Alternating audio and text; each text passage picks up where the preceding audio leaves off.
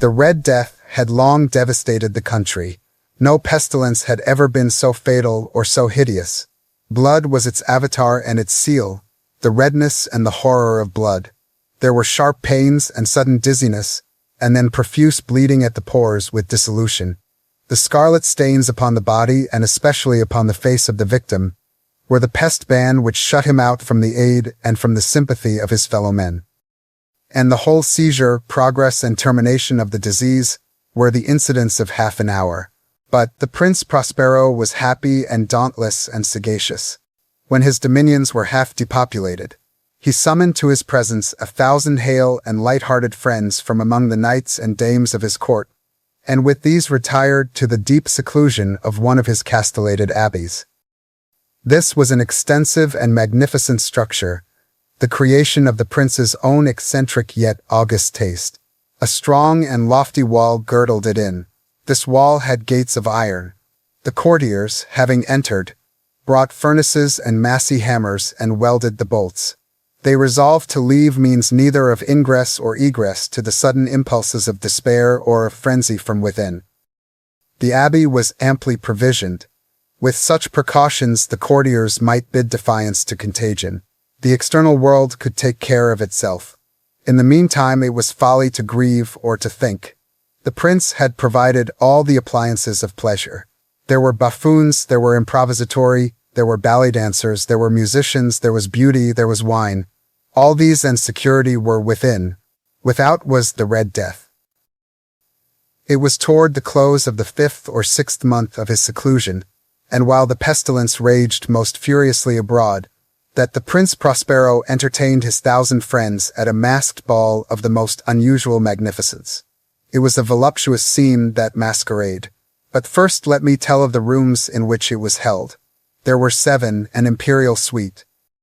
In many palaces, however, such suites form a long and straight vista, while the folding doors slide back nearly to the walls on either hand, so that the view of the whole extent is scarcely impeded.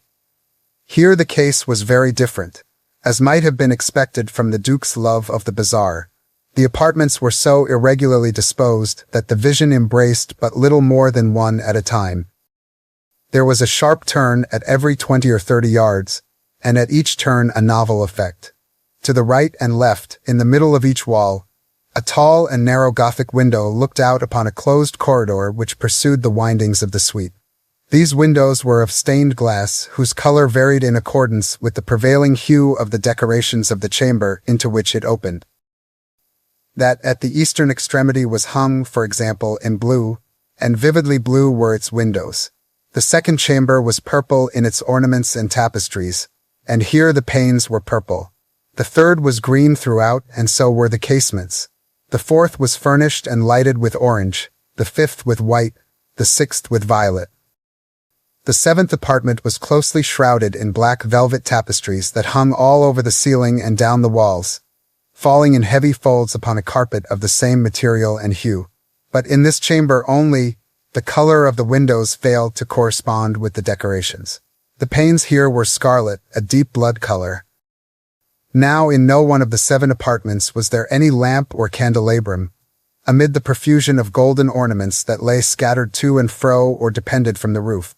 There was no light of any kind emanating from lamp or candle within the suite of chambers. But in the corridors that followed the suite, there stood, opposite to each window, a heavy tripod, bearing a brazier of fire that projected its rays through the tinted glass and so glaringly illumined the room. And thus were produced a multitude of gaudy and fantastic appearances. But in the western or black chamber, the effect of the firelight that streamed upon the dark hangings through the blood-tinted panes was ghastly in the extreme, and produced so wild a look upon the countenances of those who entered, that there were few of the company bold enough to set foot within its precincts at all. It was in this apartment, also, that there stood against the western wall a gigantic clock of ebony. Its pendulum swung to and fro with a dull, heavy, monotonous clang, and when the minute hand made the circuit of the face, and the hour was to be stricken, there came from the brazen lungs of the clock a sound which was clear and loud and deep and exceedingly musical, but of so peculiar a note and emphasis that, at each lapse of an hour, the musicians of the orchestra were constrained to pause, momentarily, in their performance, to hearken to the sound, and thus the waltzers perforce ceased their evolutions, and there was a brief disconcert of the whole gay company, and, while the chimes of the clock yet rang, it was observed that the giddiest grew pale, and the more aged and sedate passed their hands over their brows, as if in confused reverie or meditation. But when the echoes had fully ceased, a light laughter at once pervaded the assembly. The musicians looked at each other and smiled as if at their own nervousness and folly, and made whispering vows, each to the other, that the next chiming of the clock should produce in them no similar emotion. And then, after the lapse of 60 minutes, which embraced 3,600 seconds of the time that flies, there came yet another chiming of the clock, and then were the same disconcert and tremulousness and meditation as before. But, in spite of these things, it was a gay and magnificent revel. The tastes of the Duke were peculiar. He had a fine eye for colors and effects. He disregarded the decora of mere fashion. His plans were bold and fiery, and his conceptions glowed with barbaric luster. There are some who would have thought him mad. His followers felt that he was not. It was necessary to hear and see and touch him to be sure that he was not. He had directed, in great part, the movable embellishments of the 7 chambers upon occasion of this great fete, and it was his own guiding taste which had given character to the masqueraders. Be sure they were grotesque. There were much glare and glitter and piquancy and phantasm. Much of what has been since seen in Hernani. There were arabesque figures with unsuited limbs and appointments. There were delirious fancies such as the madman fashions. There was much of the beautiful, much of the wanton, much of the bizarre, something of the terrible, and not a little of that which might have excited disgust. To and fro in the 7 chambers there stalked, in fact, a multitude of dreams.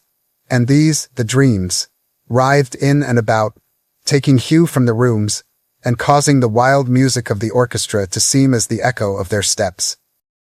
And, anon, there strikes the ebony clock which stands in the hall of the velvet. And then, for a moment all is still, and all is silent save the voice of the clock.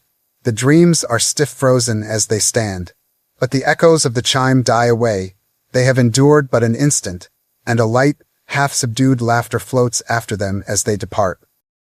And now again the music swells, and the dreams live, and writhe to and fro more merrily than ever, taking hue from the many-tinted windows through which stream the rays from the tripods.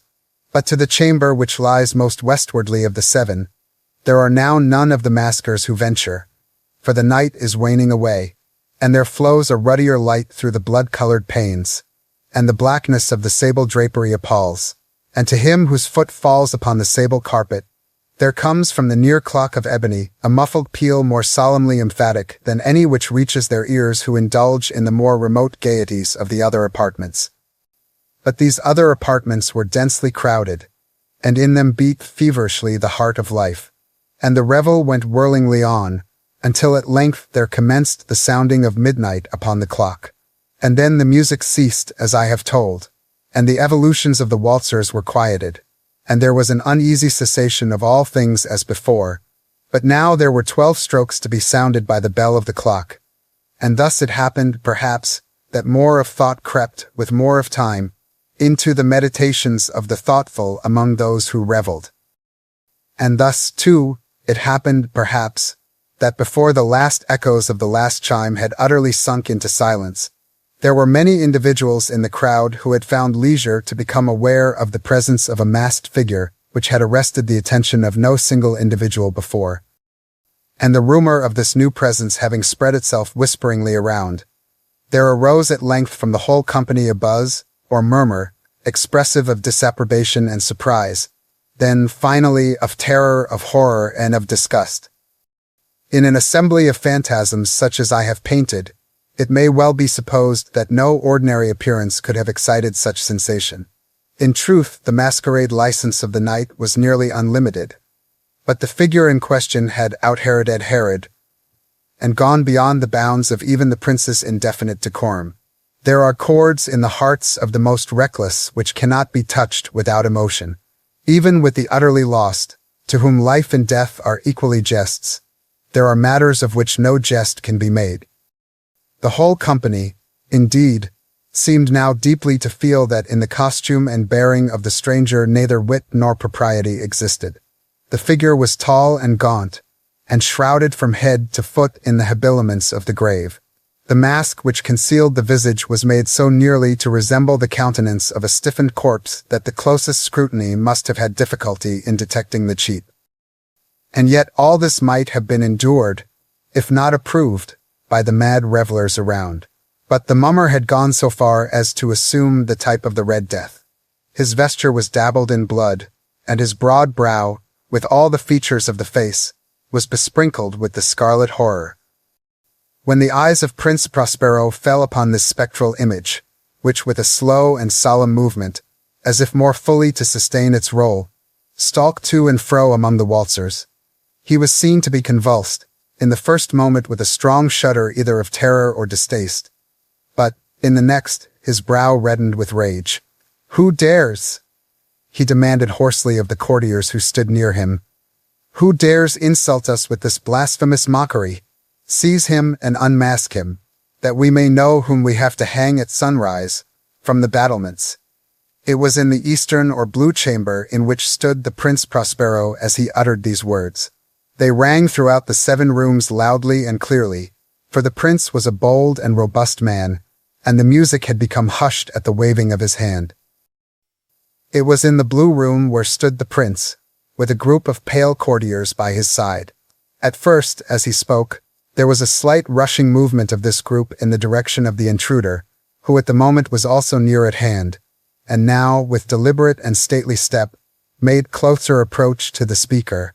But from a certain nameless awe with which the mad assumptions of the mummer had inspired the whole party, there were found none who put forth hand to seize him, so that, unimpeded, he passed within a yard of the prince's person, and while the vast assembly, as if with one impulse, shrank from the centers of the rooms to the walls, he made his way uninterruptedly, but with the same solemn and measured step which had distinguished him from the first, through the blue chamber to the purple, through the purple to the green, through the green to the orange, through this again to the white, and even thence to the violet, ere a decided movement had been made to arrest him.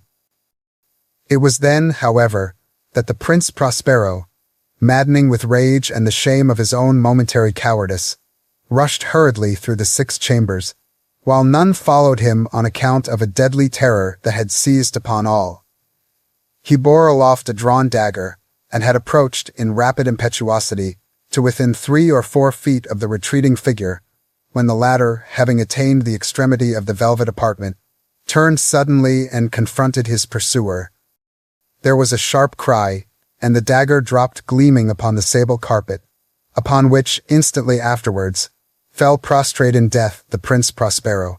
Then, summoning the wild courage of despair, a throng of the revelers at once threw themselves into the black apartment, and, seizing the mummer, whose tall figure stood erect and motionless within the shadow of the ebony clock, gasped in unutterable horror at finding the grave cerements and corpse-like mask which they handled with so violent a rudeness, untenanted by any tangible form. And now was acknowledged the presence of the Red Death. He had come like a thief in the night, and one by one dropped the revelers in the blood-bedewed halls of their revel, and died each in the despairing posture of his fall. And the life of the ebony clock went out with that of the last of the gay, and the flames of the tripods expired, and darkness and decay and the Red Death held illimitable dominion over all.